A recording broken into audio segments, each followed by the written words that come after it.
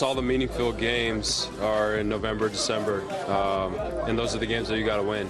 We've really reached that time of the season. It is November. Meaningful games starting now, almost like a new season for the Jaguars. Welcome into Teal, the show. I'm Jamal St. Cyr alongside Frank Frangie. Frank, it's been a fun start to the year. 9 games left. These games get more important each week. Yeah, and Doug Peterson tends to coach very well at the second half of these seasons. Look at his career, including last year. So they're at a good place. I think they're where they thought they would be, 6-2. They've been better than a lot of the teams. They played okay against Kansas City, played lousy against Houston. Other than that, they've been a good football team. A good 6-2 team getting ready to play another good football team. That's the way it's supposed to be. All right, before we get too deep into the 49ers, we have to stop and kind of smell the roses for a minute. 6-2. One of the best starts in franchise history since 1999. Now, of course, the coach back in 1999, Tom Coughlin. The Jaguars officially announced that Coughlin is going to be the next member of the Pride of the Jaguars. They'll induct him into that group next season. Definitely a moment to remember for the old ball coach. A great moment, and it really was. Very, very deserving. I've known Tom since he got here. I was with him in Stevens Point, that first training camp. I had the opportunity and the honor to host the Florida Sports Hall of Fame Awards this week, and Tom was one of the honorees there, so I got to spend some time with him. Very deserving guy. Good football coach, tough-nosed coach, made the team tough, built the team from scratch. There were no players on the team when he got the job. 2 years later, he had him in the AFC Championship game, and they did that twice during his tenure here. Really good coach, and he's made such an impact, Jamal, in this community with the Tom Coughlin J Fund. Really good man, makes this his home.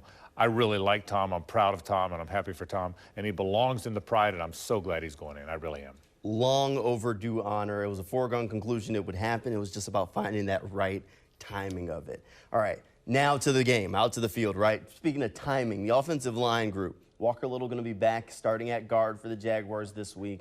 They're finally going to get their 5 out on the field together. So far, this 5-player offensive line group has played a grand total of 11 game snaps. Plenty of practice snaps, but 11 game snaps. Timing, consistency, it's a thing. It makes a difference. I got the chance to catch up with Jaguars offensive line coach Phil Rosher earlier this week, and he said, you know, some of the little things that one guy does next to you can throw off the timing of everything. So it'd be nice to see those guys get out there and start to get in a groove together. It's like anything, you know, you just get used to the rhythm of playing next to somebody, how they get off the ball, like where they fit in combinations, where they do, how they set, how they do all these different things that you may not think is that big of a deal, but go ahead and get your foot stepped on by a 330-pound guy, you know, it gets a little bit, like, you know, so at the end of the day, consistency is key. You know, Coach is right. A 330-pound guy stepping on your foot doesn't sound like fun, especially in the middle of a play when you got another 300-pound guy trying to push you the other direction. So, you know, consistency is definitely a key for those offensive line guys. And I'm really glad they've got this group together now. Look, the bottom line is Walker Little's a really good player and hadn't been able to play for a while. He's a good left tackle. He's also a very good left guard. He's a versatile guy. I can't wait to see what this group will look like finally together. Tyler Shatley did fine, by the way. They won a bunch of games with him playing left guard, but I think Walker Little could be a star in the league. Cam Robinson next to Walker Little, and of course Fortner and Sheriff and Anton. I like the group, but I'm excited about seeing what that left side looks like now with Cam and Walker Little together. I think it's a good group. The offensive line is one of those spaces where the Jaguars, we felt like had some room for growth. Yeah. Team 6-2 though, so it's tough to complain about too much because they've been winning games, 5 straight games, but there's still room to be better. Rayshawn Jenkins said there's always room to get better as the season goes on, but he thinks that they could have even been better in that 5-game winning streak. A lot of our, our victories should have been, blowouts. I'm just gonna be like, just really honest with you. But we, at some point in the game, we kind of, I don't know where we go, but we kind of give our opponent some life, and they're able to, make it an interesting game. And I feel like as a defense, as a team, if we just, are able to play good ball for the entire game, we'll be just fine. I think he kind of hits it on the head, Frank. If there weren't some of those sloppy turnovers, a few miscommunications here or there, some of those games would have been much more lopsided, dominant-looking wins on paper. Well, 3 games against good teams, they had big leads. They had a big lead against Buffalo, and Buffalo came back real fast on that one drive. They had a big lead in New Orleans, and New Orleans came storming back.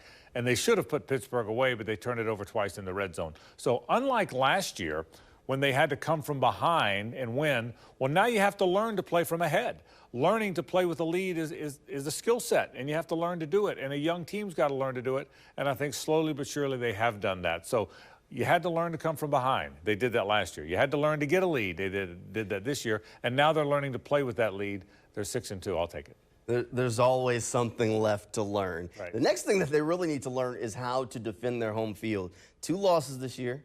Both of them have come at the bank. Jaguars have been much better out on the road than they have been at home, at least so far this season. Evan Ingram said it's kind of about bringing that same energy, that same attitude that they bring to road games when they take the field at the bank. I think that's when our team is at our best. When we kind of look at our backs are against the wall. We got to fight our way out of this.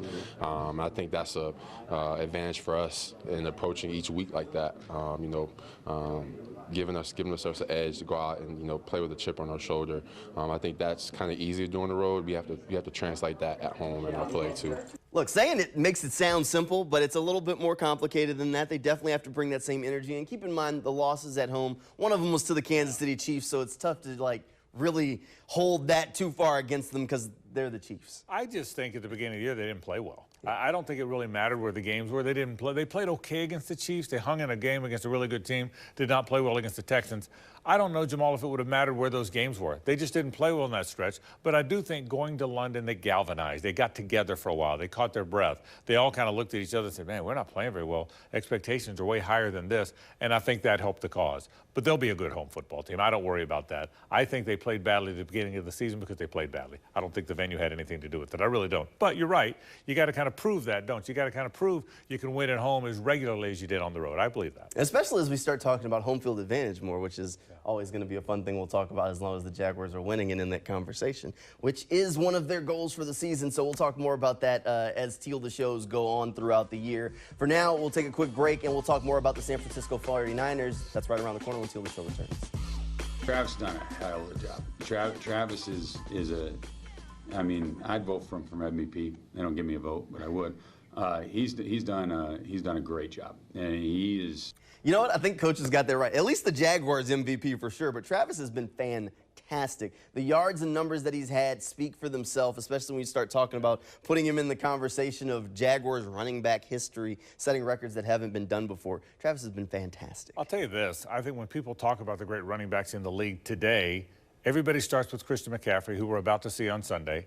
After that, I don't know that there's a better back than Travis Etienne. He doesn't have the attention that Derrick Henry, who's been around a long time, and I love Derrick Henry, he's a terrific player, and some other guys. But right now, I don't know that anybody other than McCaffrey is playing better than Travis Etienne. Certainly is in terms of versatile, can run between the tackles, can bounce it outside, is physical, is fast, can catch the football.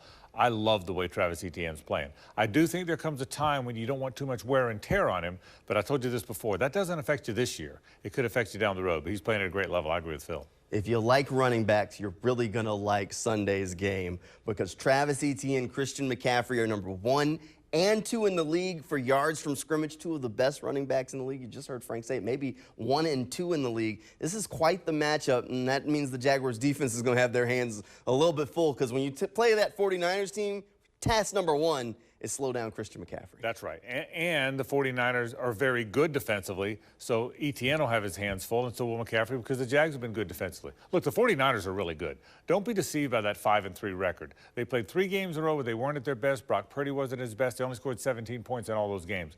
But this is one of the most talented teams in the NFL. It might be as good a team as the Jags play all year long. They're tough. They're physical. It's going to be a great game. The place is going to be packed at 72 degrees. I can't wait for Sunday. But that's 2 really good football teams. Forget about who has the heritage, who doesn't. 2 really good football teams playing on Sunday. Now, a really good wrinkle, if you've watched the 49ers early in the year, there's a little addition that they've added to the team. At the trade deadline, the Jaguars traded for Ezra Cleveland, while the 49ers traded for Chase Young. He was a guy we talked about as maybe somebody that the Jaguars could be interested in. Chase Young's an impact pass rusher. It's going to be a different kind of lookout on that defense. The Jaguars are going to be the first team that sees it firsthand with Bosa on one side and Young on the other. There's a good and a bad to being the first team that sees it. The good is he hasn't practiced with them very much. He's got to find his role. He's going to play opposite Bosa. We know that. They have a great defense. Their front seven's really good. So he's going to play opposite Nick Bosa. We know that. but we don't know how they're going to use him.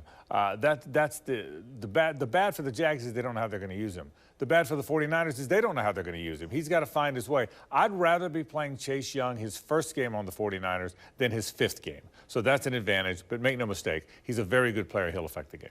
All right, this is a big one. One of the elite teams in the AFC going against the Jaguars, who have cemented themselves as one of the elite teams in the AFC right now. I've had trouble deciding which way I was going to go on this one all week, Frank. I've been flipping back and forth. What do you think is going to happen? I have gone back and forth on this. I really have, Jamal. I've gone back and forth on this. I had the Jags winning early, then the 49ers and the Jags. I'm going to pick the 49ers to win the game because I think they're one of the best 2 or 3 teams in the league, and I don't know that I can see them losing 4 games in a row. A lot of times it's when you play someone and when you catch them, and I think they're catching the 49ers at a tough time. 3 straight losses. They're angry. They're bitter. They've had the week off just like Jacksonville has. They got a new star in Chase Young in a really close game that might come down to a field goal at the end. Back and forth. I could have gone either way on this. If you asked me an hour later, I might have changed. But for right now, I'll take the 49ers to win in a very close one against Jacksonville. All right, we're going to split on this one. I'm actually rolling with the Jaguars on this, and I think they'll win like 28-23. Close game. Look, what I kind of came back to was part of what you said. The 49ers have lost 3 straight, and I kept saying, they're not going to lose 4 straight. And then I said, you know, the Jaguars have always been that get-right team for everybody year after year. And then we sit here and we'll say, this isn't the same old Jaguars. This isn't that team anymore. So I said, okay, I'm going to put it where my mouth is, and I'm going to roll with the Jaguars on this one. I think they get the job done. They're rolling like the elite team. The 49ers are struggling a little bit. Seems like folks may have started to figure out how to slow down Brock Purdy. We'll see if the Jaguars can figure it out on Sunday, but it's going to be a tough game. It'll be a fantastic game, and I could have gone either way, and your point's a good one. I didn't pick the 49ers because the Jags are a good get-well team like they used to be. Yeah. I picked the 49ers. I think they're really good, and I don't think they're going to lose a 4th game in a row. But they got a tall task. We talk about the 49ers being a tough out. I promise you, in Bay Area radio, they're talking about what a tough out the Jacksonville Jaguars are, too. I can assure you of that. And if they're not, they should be. That's right. Or they'll be talking about it next week if the Jaguars can pull it off, right? Hey, Frank, thanks for being here. Thank you at home for tuning in. Good night, everybody, and go Jags.